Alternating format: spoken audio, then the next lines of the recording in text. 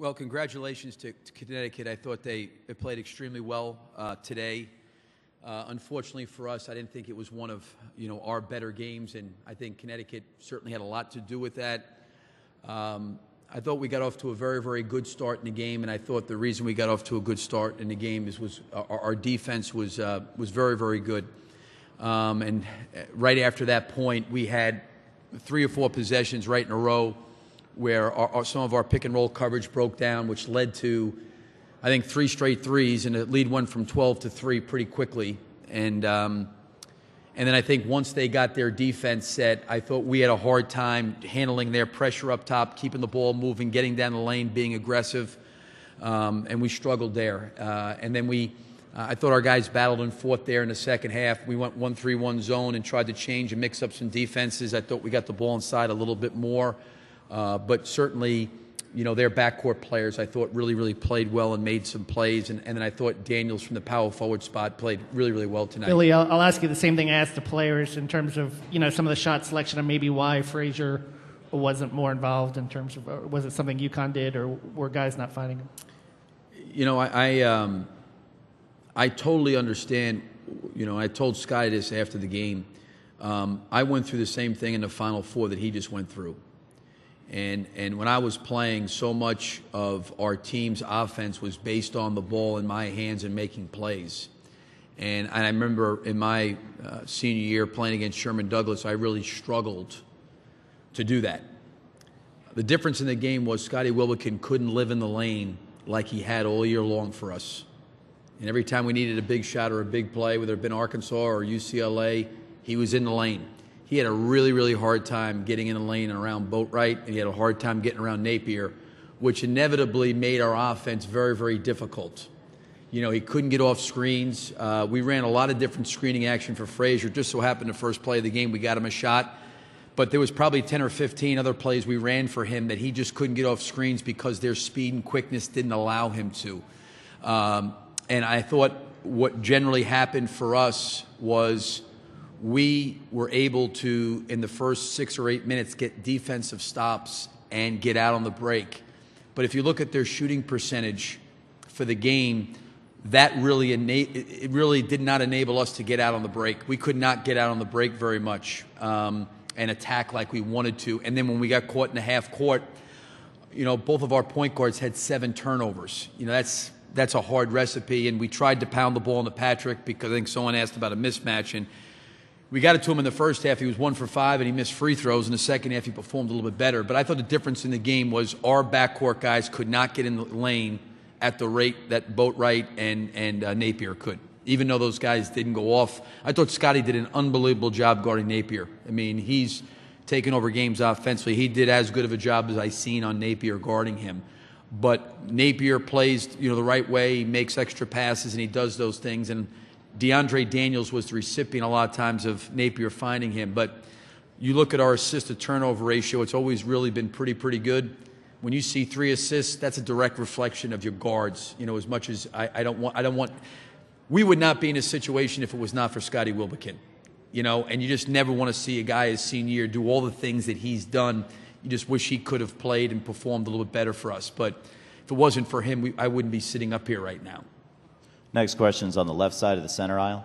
Corey Collins from NCAA.com. Coach, what's your perspective of Kevin Ollie's coaching job tonight, both on the game plan he seemed to present as well as the poise he held when they were down early?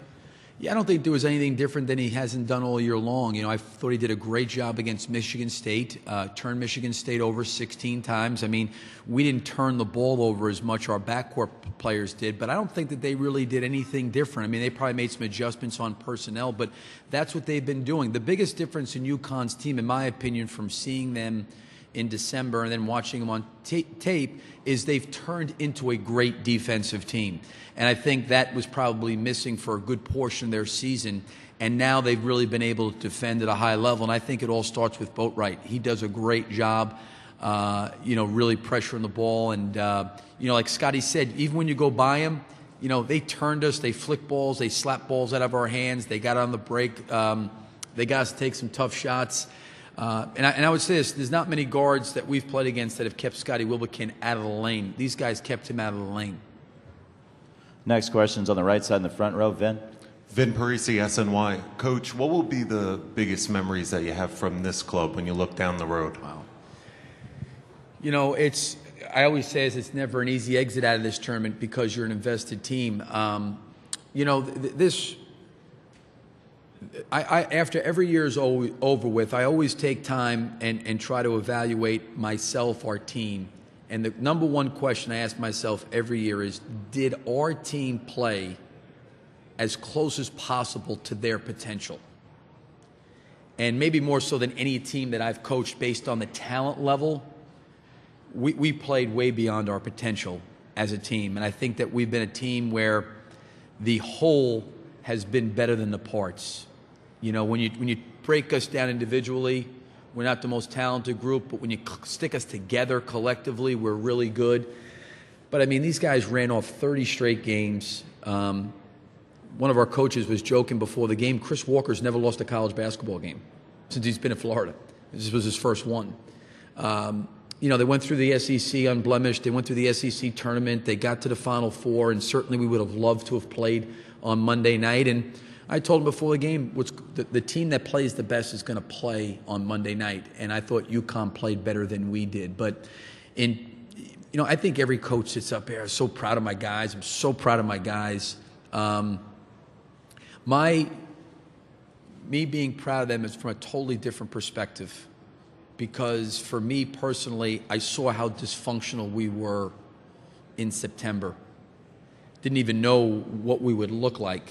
I mean, we had Eli Carter with injury. Didn't look like he was going to play, and he had to redshirt him. Chris Walker had academic issues. DeMontre Harris, you know, was removed from our team. Then you've got Scotty Wilbekin's suspension. You got Dorian Finney-Smith's suspension, and you're sitting there starting with this supposedly supposed to be a team, and it's anything but a team.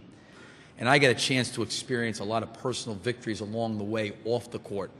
Their body of work on the court, people will evaluate or judge themselves. But for me personally, where they were as individuals and where they were as a team to where they came from in terms of becoming a team, I mean, it was one of the most special experiences I've had being around a group of guys away from the court, maybe since I've been in coaching. The next question's on the right side of the center aisle. Gary Shelton, Tampa Bay Times. Billy, you're fond, and you just said it again, but you're fond of saying there's no easy way to exit this tournament short of winning it.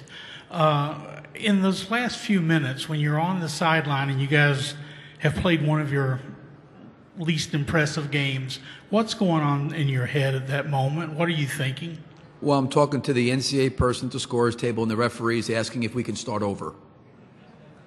No, I mean, it's, you know, when you're obviously coaching. You're coaching when it got down to a minute and a half and it was 12 and, you know, Kevin's team is a really good free throw shooting team. There's not a lot of fouling options out there. Nate Beer's great. Boatwright's great. Gafai is really, really good. Daniels are a really good free throw shooting team. And, you know, I thought they did a really good job against Michigan State getting fouled. So, you know, as the clock's unwinding, you're kind of sitting there and you realize that this is getting ready to come to an end. And, you know, you try and do all you can, you know, to try to help your guys as best they can. And I was proud of the way they fought all the way to the end. But I don't know if my emotions just as soon as the game ends will be like they will be tomorrow or Monday or Tuesday when I have a chance to probably for some private time to reflect by myself. Final questions on the left side. Yeah, Kevin Brockway, Gainesville Sun. Billy, Scotty's cramping issues. I mean, he cramped last week against Dayton. Was that something that flared up during the week, or did he try to monitor it, or was this something that was kind of, again, out of the blue? Yeah, I don't know. Probably Kev talking to the trainer would be best. I don't know. I mean, I just deal with it when it happens. He didn't have any cramping issues in practice or anything else like that. So he's had a problem with that in different points in time in the season. And very, very rarely does he ask me to come out. But he has to come out within the first minute of the second half. So I just took him out and tried to give Casey a chance. Thank you very much, Coach. Thank you.